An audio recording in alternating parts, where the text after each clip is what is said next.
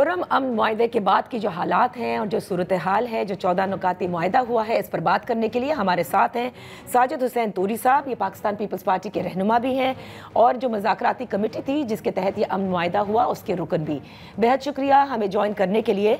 तूरी साहब, ये फरमाइएगा कि ये जो अमन मुआहदा हुआ उसके बाद सब खुश भी हुए, सब ने ज़ाहिर है कि मुबारकबादें भी दी।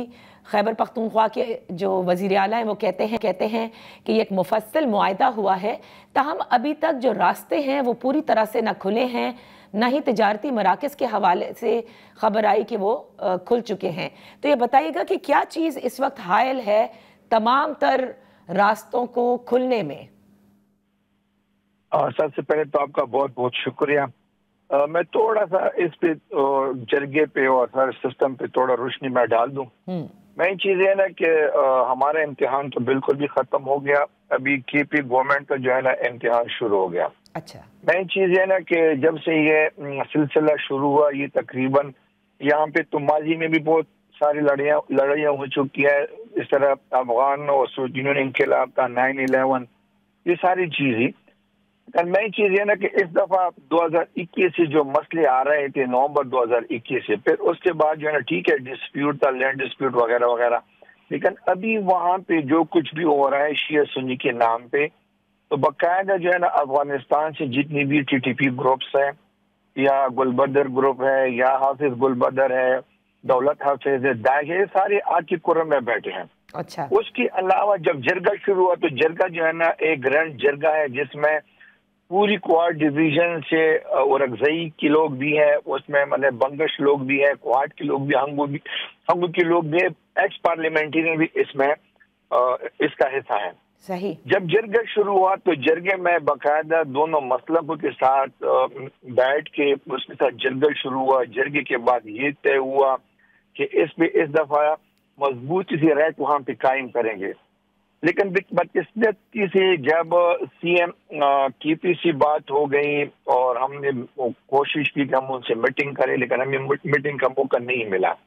फिर उसके बाद ये हुआ कि लड़ाई हुई, मतलब 12 अक्टूबर को एक वाक़या हुआ, फिर उसके बाद 21 अक्टूबर तक तकरीबन 32 वाक़यात इस तरह हुई कि उसमें फोर्सेस के जवान भी शहीद हो गए और खुर्रम के लोग भी शहीद हो गए। फिर उसके बाद ये हुआ कि मैं खुद बैरिस्टर सैफ के साथ 22 या 23 नवंबर को मैं गया हूँ पड़ा चिनार में जरगा हुआ, फिर उसके बाद सदर में जरगा हुआ।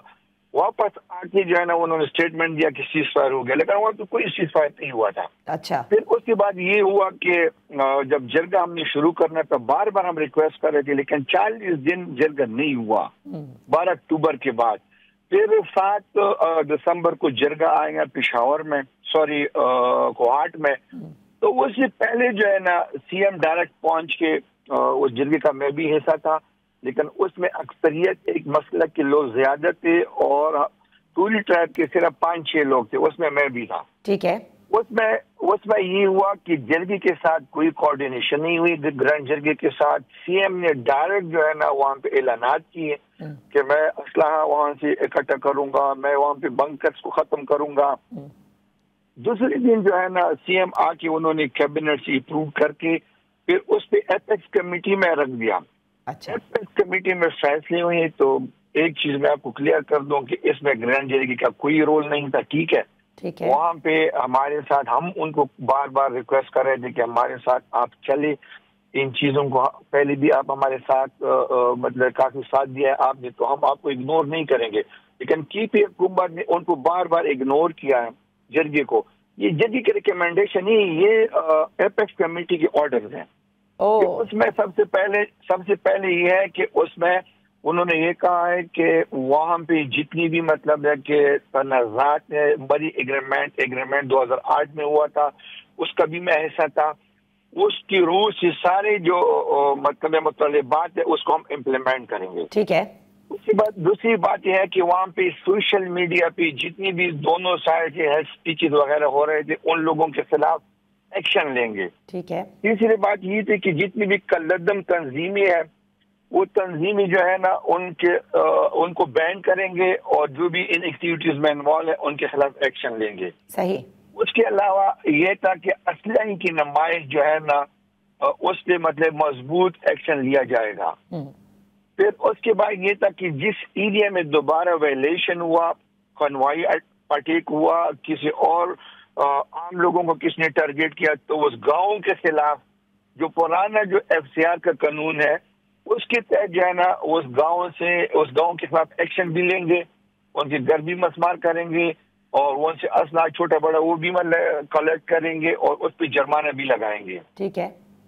پھر اس کے بعد جو ہے نا دوسری بات یہ کہ مری اگریمنٹ کے تحت جتنی بھی وہاں پہ پہلے جو لوگ IDPs یا ڈسپلیس ہو چکے ہیں یا ان کے گھروں کو نقصان پہنچے تو ان کو کمپنسیشن دیں گے. صحیح. اور ساتھ ہی ساتھ جو ان کنوائیوں میں جو لوگ بے گناہ لوگ قتل ہوئے ہیں ان کو بھی مطلب کمپنسیشن دے گی اور جن کے گھر بار کو نقصان پہنچے وہ بھی کمپنسیشن کا حصہ. تو اس میں تو پھر بڑا حصہ خیبر پختونخوا کی حکومت کا بنتا ہے نا، جب یہ کمپنسیشن کی بات آ گئی یا آبادکاری کی بات آ گئی یا اگر کوئی زمین کا تنازع ہے تو ظاہر ہے کہ صوبائی ڈپارٹمنٹ نے اس کو حل کرنا ہے.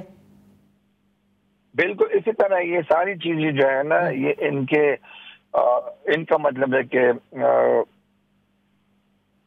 حق بھی بنتا ہے اور یہ وہاں پہ امپلیمنٹ بھی کریں گے. لیکن مین چیز یہ ہے کہ وہاں پہ ابھی ٹھیک ہے اسلحہ جو بڑا ہے نا، پھر انہوں نے یہ کہا کہ بڑے اسلحے کی لائحہ عمل بنائیں گے 15 days کے اندر اندر. صحیح. کہ ہم نے کس طرح کرنا ہے کس طرح نہیں کرنا ہے.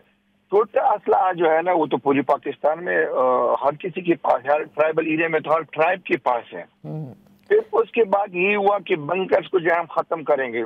تو پہلے بھی ہم نے ان کو کہا تھا کہ آپ بسم اللہ، 1 سال پہلے ہم نے ان کو کہا تھا کہ جتنا جلدی ختم کر کرو. بڑے اسلحے پہ انشاءاللہ عمل بنائیں گے.